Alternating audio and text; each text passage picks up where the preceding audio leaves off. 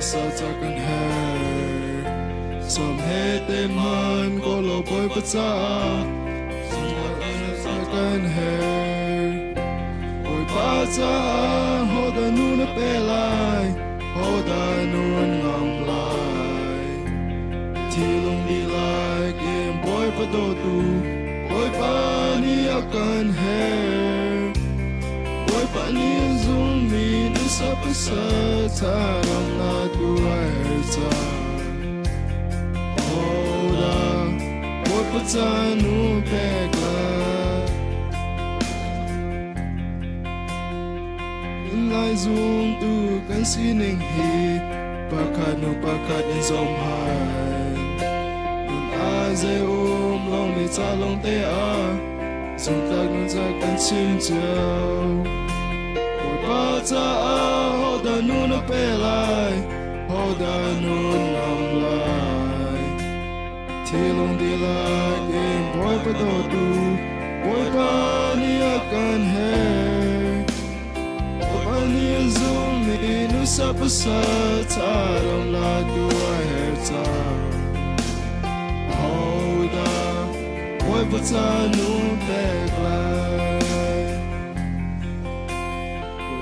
Domi zum tu nu la panha kan simpan nun zong si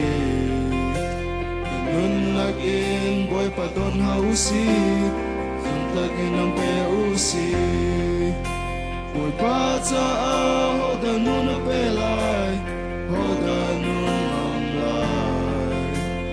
tilong dilai game boy padotu boy pani akan her boy pani zumi nusa peserta dalam lagu herta Hodah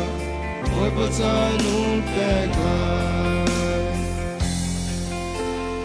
boy pahi lentin halausi lecong lentin hausi anun nape tiang akan dobang nun pengen hausi Patsa Hodah nun pelai Hodah nun ngam lai tilong dilai game boy padotu boy pani akan her boy pani zumbi nusa peserta dalam lagu herta Hodah boy patsa nun peglai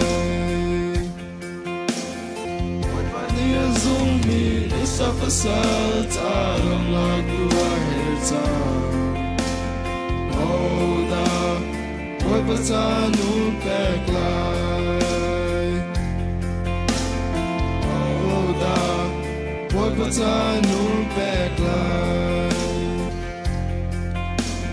Hodah boy petanu peglai